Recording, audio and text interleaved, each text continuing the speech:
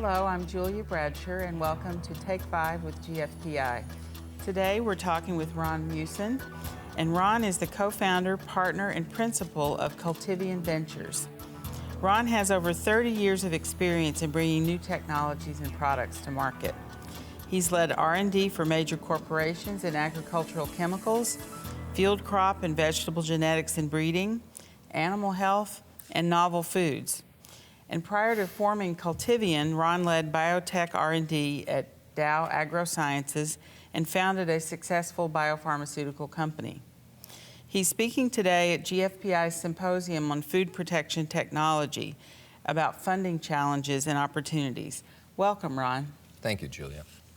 I'd like to ask the first question, which is, what are the top challenges and opportunities in food protection technology funding?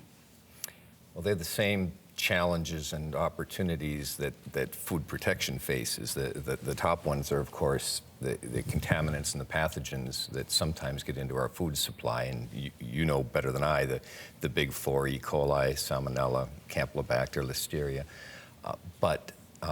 And of course, the bigger the problem, the bigger the opportunity. And that's where you want to direct the funding. The real opportunities, though, come in either detection or prophylaxis. And there's a huge need today, there has been for some time, for fast, sensitive, but inexpensive, relatively inexpensive detections tests for these major contaminants, as well as the major allergens, peanuts, the shellfish, to which some parts of the population are so allergic. Part of the problem that funding faces is that there are literally many technologies out there that have been developed that could do the trick technically. They've got the sensitivity, they've got the speed. Many of them are point of test, but they don't meet the price point of the food industry. As we've looked at, and we've looked at over 1,000 investment opportunities the past 4 years at Cultivian Ventures, and I would say 10-15% of them are in the food safety area. Many of these technologies came out of either the biomedical industry, where $50 to $100 for a single test is no big problem. I mean, how much would you pay to know which antibiotic is going to cure your daughter, right, when she's sick? I mean, $50, $100 a test is nothing. Or the biodefense industry is where a lot of the other technologies have been developed. And, the Department of Defense will pay anything for a rapid anthrax test, to stop a terrorist attack.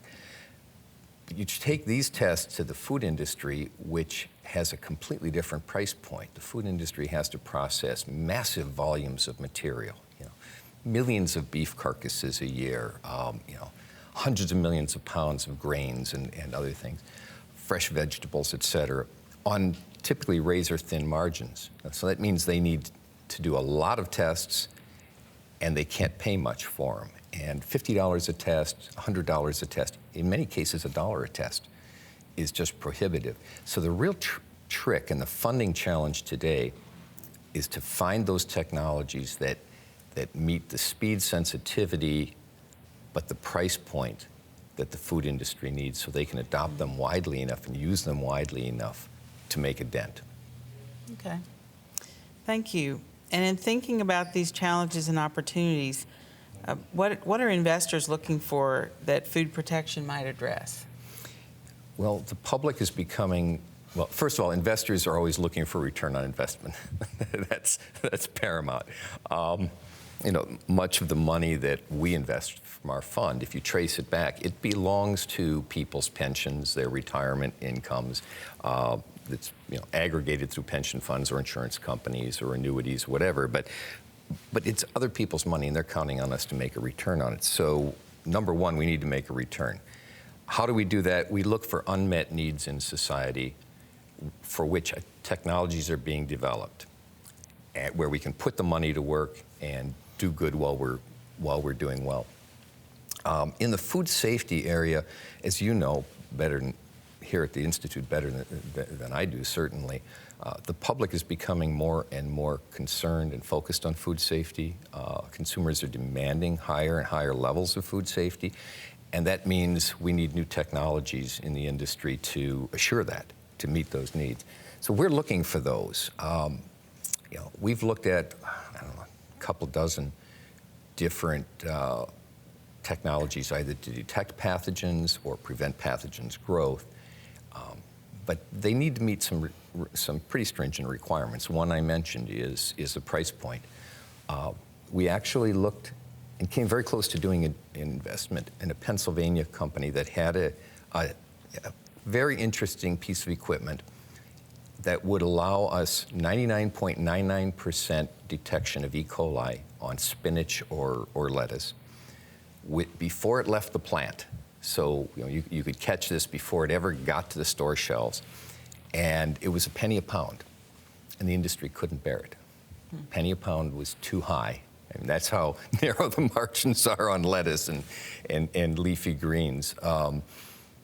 So we coming back to it, we're looking for technologies that are reliable, sensitive, fast, but are cheap enough that the food industry can really deploy them broadly and make an impact.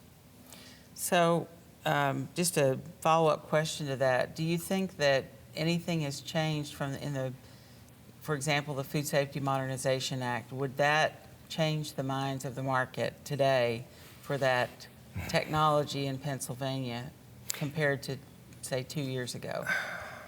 I hope so, and I think so. Time will tell. Yeah. I mean, trying to predict how, the market is a group of people. It's a mindset, and predicting people's mindsets is not an easy thing, but one would certainly hope so. And I have heard more and more investors becoming interested in the food space, and that's an encouraging early sign. Yeah, okay. Now, thinking about these new companies that are developing technologies, what is one thing that a new company with a food protection technology should know when they're attempting to bring this product or technology to market? Well, I hate to sound like a broken record, but I have seen so many of them that have started in the biomedical space or started in the biodefense space, where, as I said, $50, $100 a test is fine.